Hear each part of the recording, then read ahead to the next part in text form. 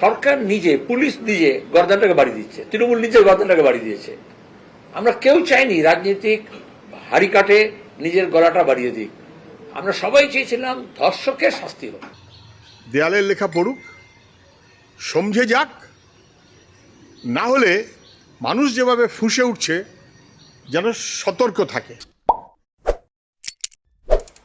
নমস্কার বন্ধুরা, আপনারা দেখছেন পারফেক্ট পলিটিক্স, সাদা বাংলা রাজনীতির কথা। বন্ধুরা, এত কিছু হয়েছে, এত কিছু ঘটনা ঘটছে, রাজ্য উথাল পাথাল পরিস্থিতি হয়েছে, সব কিছুর পরেও আমরা কিন্তু সিপিএমের যেসব পুরনো নেতা তাদেরকে নিয়ে তেমন কোনো মন্তব্য করিনি।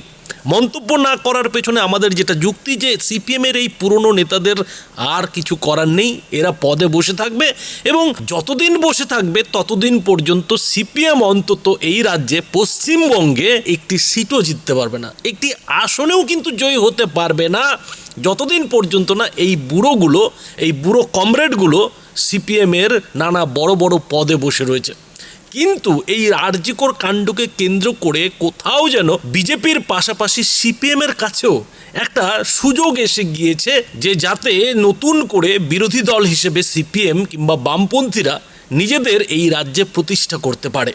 কিন্তু সিপিএমের সেই পুরনো নেতারা, মানে এই মোহাম্মদ সেলিম কিংবা সুজন চক্রবর্তীরা যে ধরনের কথা বলছেন, যে ভাষায় তৃণমূল সরকারকে, মুখ্যমন্ত্রী মমতা বন্দ্যোপাধ্যায়কে হুঁশিয়ারি দেওয়ার চেষ্টা করছেন, তাতে কোথাও যেন মনে হচ্ছে যে তারা মমতা বন্দ্যোপাধ্যায়কে, তৃণমূলকে হুঁশিয়ারির থেকে বেশি পরামর্শ দিচ্ছেন, সতর্ক করছেন যে এইটা করো না, এইটা করো, এইটা করলে এই হবে, এইটা করলে সেটা হবে। অর্থাৎ বামপন্থী মানসিকতার যেসব যুব সম্প্রদায় এই মুহূর্তে পথে নেমে আরজিকর কাণ্ডের প্রতিবাদ করছে, সেই যে প্রতিবাদের ভাষা, সেই ভাষার সঙ্গে কিন্তু মোহাম্মদ সেলিম কিংবা সুজন চক্রবর্তীদের ভাষা কিন্তু একেবারেই মিলছে না। খেয়াল করে দেখুন যে এখনো পর্যন্ত কিন্তু এই আরজিকর কাণ্ডের প্রতিবাদে বৃন্দা কারাতের কিন্তু মুখটা দেখা গেল না।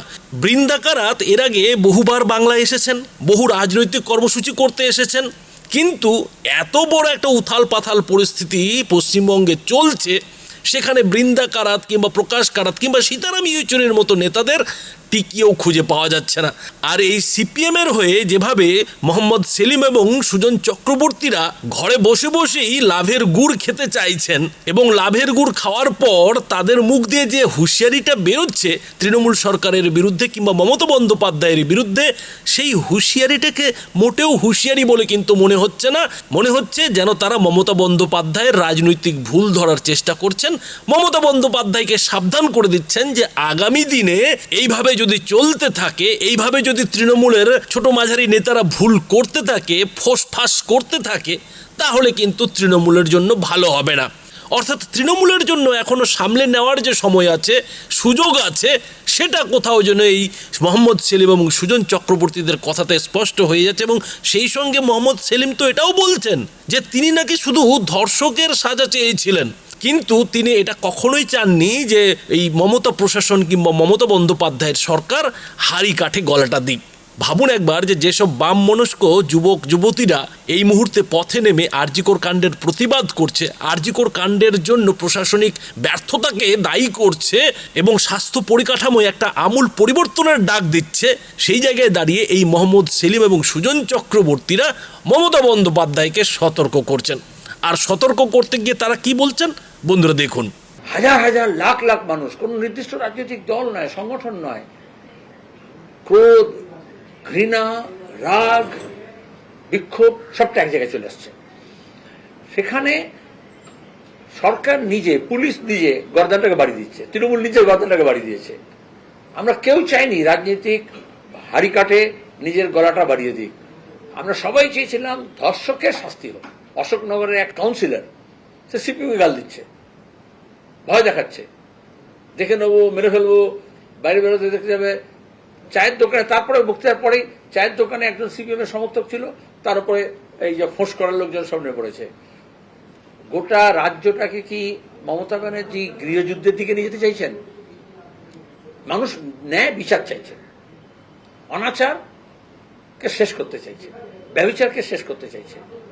এবার এই কারা ব্যভিচারী নিজের মুখটাকে দেখিয়ে দিচ্ছে, এটাকে ভালোভাবে মানুষ নেবেন না, এটুকু বলতে পারে। আমাদের বিরুদ্ধে কঠিন কথা বললে, বদলা নিলে আরজি করের অপরাধীরা তাদের বিচার হবে তো? নির্যাতিতা বিচার পাবে তো? মুখ্যমন্ত্রী রামকৃষ্ণের কথা ধার করে যখন ফোঁস করার কথা বললেন, সেটা ওনার বদহজম। আর ওনার বদহজমের কারণে কোথায় উত্তরবঙ্গের মন্ত্রী, কোথায় বাঁকুড়ার এমপি, কোথায় কালনার এমএলএ, কোথায় ক্যানিংয়ের এমএলএ, কোথায় সোনারপুরের এমএলএ, কোথায় অশোকনগরের কাউন্সিলর, বদহজম।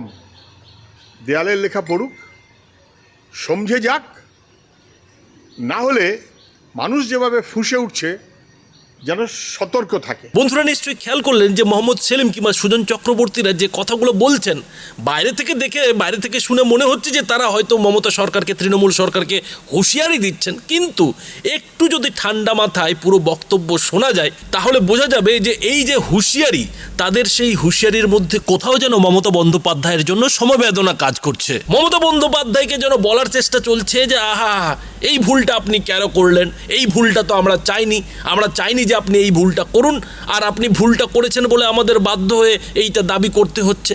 সেই সঙ্গে মোহাম্মদ সেলিম বলছেন যে শুধুমাত্র তিনি নাকি ধর্ষকের সাজা চেয়েছিলেন। সেই একই দাবি তো মমতা বন্দ্যোপাধ্যায়ের তৃণমূলও করছে। তৃণমূলের নেতারাও তো বলছেন যে ধর্ষকের ফাঁসি চাই, কিন্তু আন্দোলনকারীদের দাবি তো শুধুমাত্র সেখানে আটকে নেই।